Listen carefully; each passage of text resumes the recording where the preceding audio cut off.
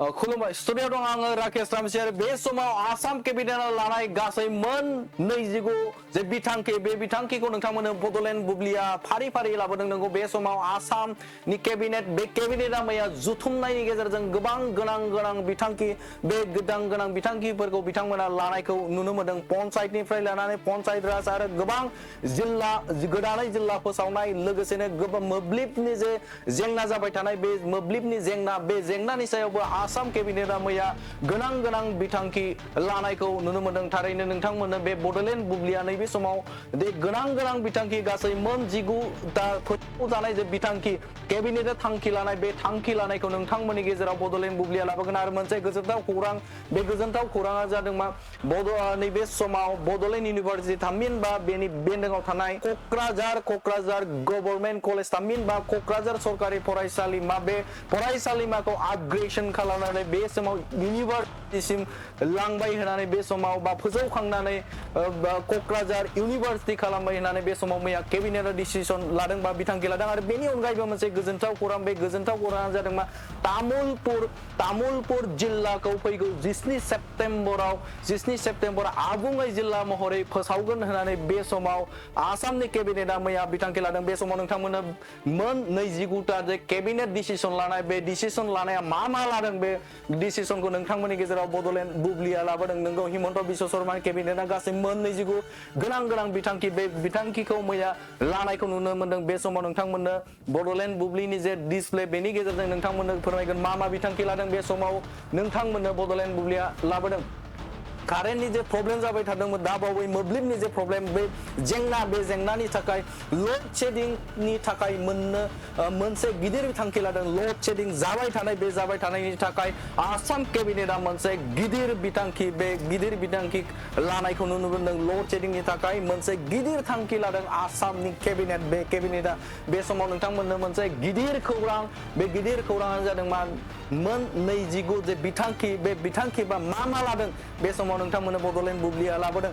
नैबे समाव भारत सरकारनिफ्राय 300 मेगावाट थाबैनो मोब्लिब नागिरदों आसामा थामहिनबा बे समाव आसाम सरकारनिफ्राय बा आसामनिफ्राय मिरु सरकारसिम बे समाव 300 मेगावाट बे मेगावाट मोब्लिब नागिरदों बे समाव आसामाव मोब्लिब जेंना थामहिनबा नैबे आसामाव जाखिनि गोनांथि जानाय जे मोब्लिब बे मोब्लिब जगायथाय खम जादों जायनि थाखायनो मिरु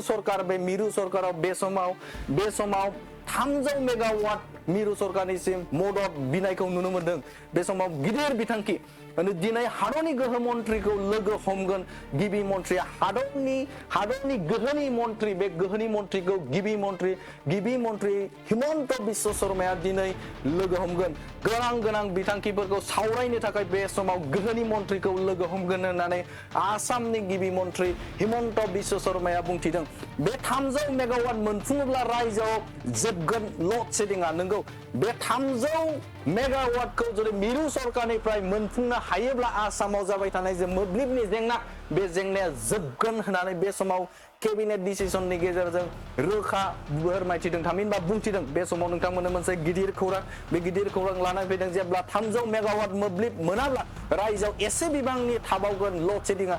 जुदि 300 मेगावाट मोब्लिबखौ मोनफुङाब्ला बे समाव आसामाव थामहिनबा जोंनि रायजोआव लड शेडिंनि जे जेंना बे लड शेडिंनि जेंनाया थाबावगोन होननानै बे समाव गिबि मन्थ्रिया रोखा बुंथिदों न' बाहायनाय मोब्लिब बेसेना माब्लाबा बांनाय नङा बे मोनसे गिदिर खौरां नंगौ बे समाव मोनसे बिग आपडेट मोब्लिब बाहायग्रा थामहिनबा गामियारि ओनसोलनि बा न'आव बाहायनाय मोब्लिबफोरा बेसेन बांनाय नङा गोबां रायजो राजाफोरनि गेजेराव मोनसे सोंथि जाखांदोंमोन जे न'आव बाहायनाय बा मोब्लिबनि बेसेना बांनो हमदों आरो मोब्लिबनि बेसेन बांदों नाथाय कारेन्टखौ हरफुंनो हाया बा होनो हाया होननानैबो गोबां सुबुङानो बुंदोंमोन लड शेडिंनि थाखाय बे समाव रोखा खालामदों लड शेडिं जानायनि थाखाय बेफोरखौ होनो हायाखै बा कारेन्ट मोब्लिबखौ जगायथाय होनो हायाखै होननानै बे समाव रोखायै फोरमायथिदों आरो बे समावनो मोनसे गिदिर फोसावथाय बेनो जादों मा बे समाव जे न'आव जे बाहायनाय मोब्लिब बे मोब्लिबनि जे बेसेन बे बेसेना बांनाय नङा होननानै गिदिर बिथांखि लादों 1 अक्ट'बरसिम एसे बिबांनि मोब्लिबनि जेंनाया थागोन बे समाव मोनसे गिदिर बाथ्रा बुंदों जे 1 अक्ट'बर बे 1 अक्ट'बरसिम मोब्लिबनि जे एसे बिबांनि जेंना बे जेंनाया बा लड शेडिंनि जेंना बे लड शेडिंनि जेंनाया एसे बिबांनि थागोन होननानै बे समाव केबिनेटआ रोखा बाथ्राखौ बुंथिदों थारैनो बिग आपडेट थाबैनो रायजोआव लाबोगोन पन्चायती राज आयेन थाबैनो पन्चायती राज आसामाव लाबोगोन थामहिनबा रायजोआव लाबोगोन पन्चायती राज आयेनखौ थाबैनो बियो मोनसे बिग आपडेट मोनसे नैबे समाव बड'लेण्ड बुब्लिया नोंथांमोननो गेजेराव लाबोदों पन्चायत राज सिस्टेम दा आसामाव लाबोगोन राजखान्थि दोलोनिफ्राय उदां जागोन गाव पन्चायतनि बिसायख'थियाव राजखान्थि दोलोनिफ्राय उदां जागोन गाव पन्चायत लेभेलाव बिसायख'थि जागोन बे बिसायख'थि जानायाव राजखान्थियारि दोलोनिफ्राय उदां जागोन मानोना बे पन्चायतनिसो गाव पन्चायतनि जाखिनि बिजाथि जागोन बे बिजाथिया मोनबो राजखान्थि हानजाजों बिथांमोना सोमोन्दो थानाय जानाय नङा होननानै बे समाव रोखा बिथांखि लादों बे पन्चायती राज सिस्टेमनि गेजेरजों बा आयेननि गेजेरजों बे बाथ्राखौ रोखा खालामदों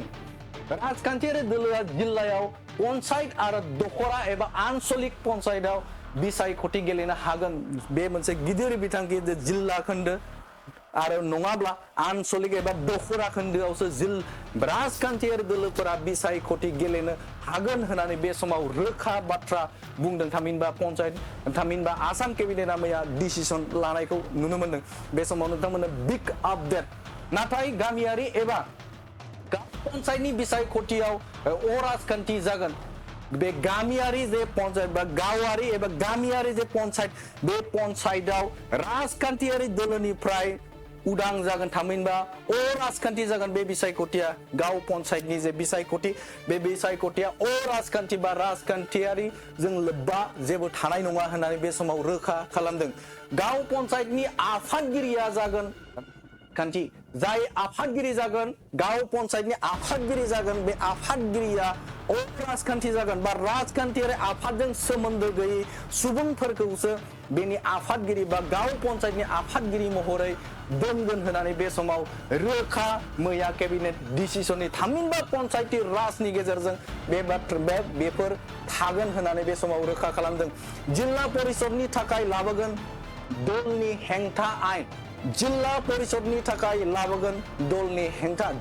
हेंथा मोनसे आयेन बे आयेन बायदियै मा जागोन नोंथांमोननि सिगाङाव बड'लेण्ड बुब्लिया लाबोदों बे जिल्ला खोन्दोनि बा जिल्ला खोन्दो दोलोनि हेंथा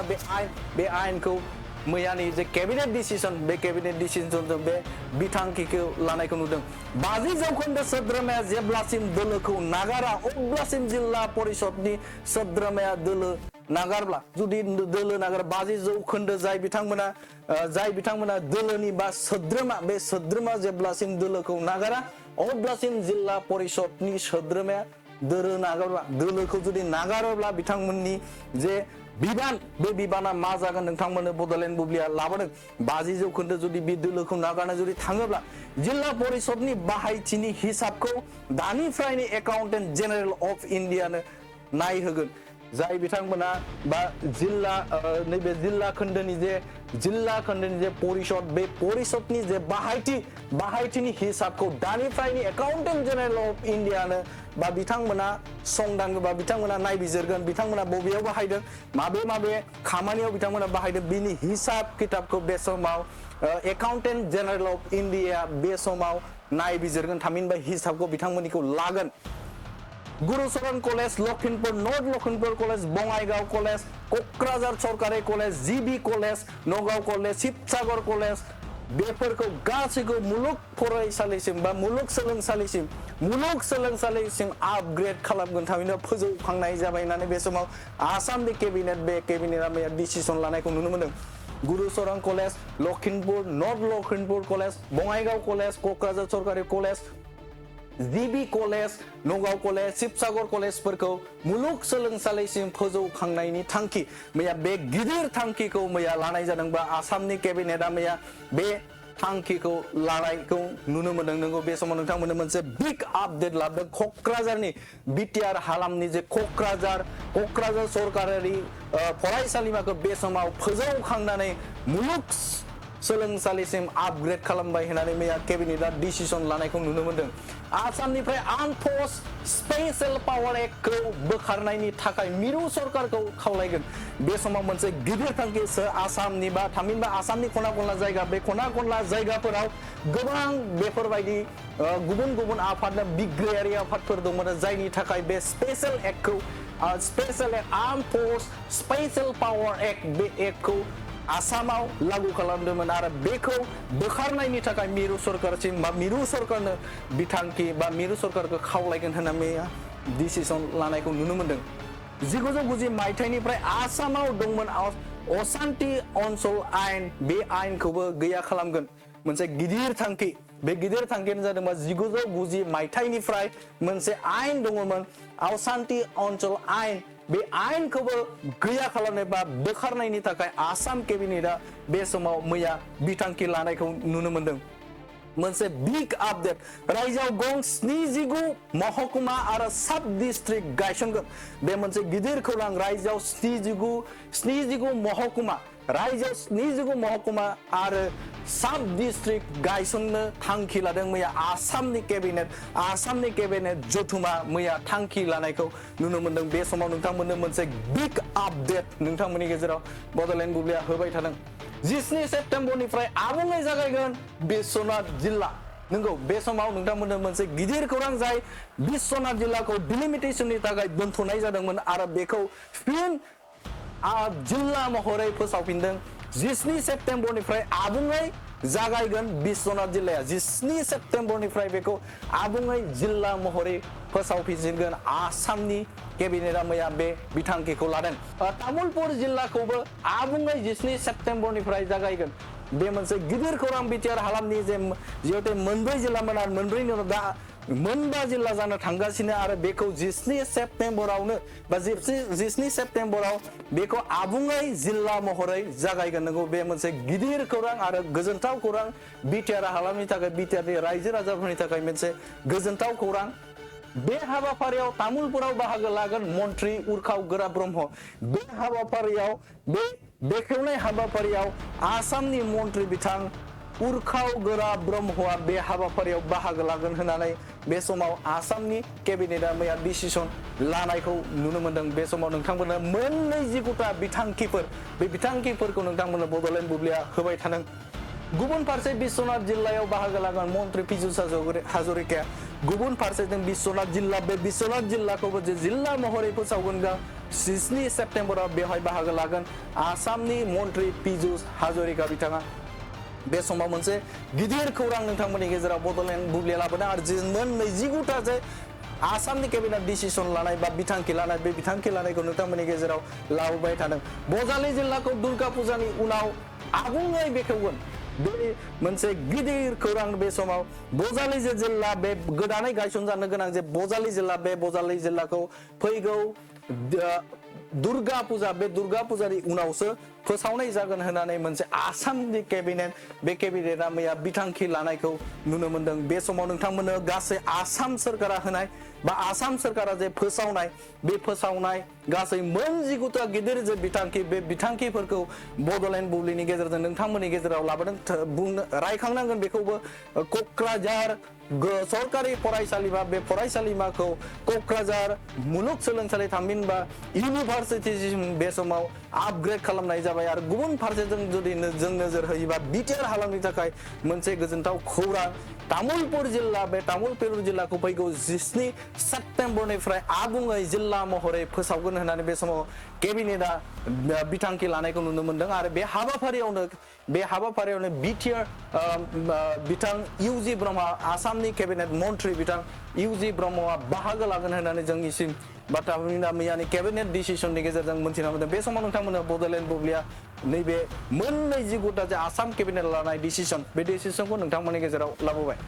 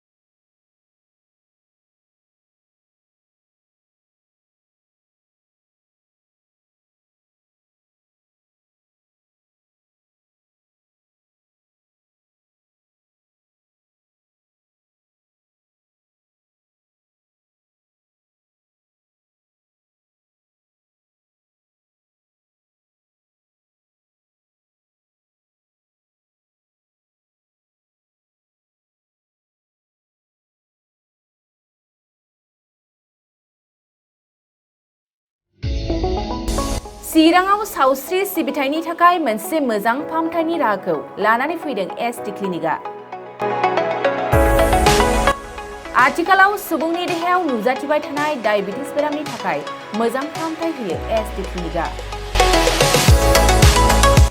चिरां जिल्लानि एसबिआइ काजलगाव ब्रान्चनि लांगोनायाव फसंनाय एसडि क्लिनिकआव डायबिटिस बेरामनि अनगायैबो फाहामथाय होबावगोन लिभारनि जेंना आरो माखासे सरासनस्रा बेमारफोर।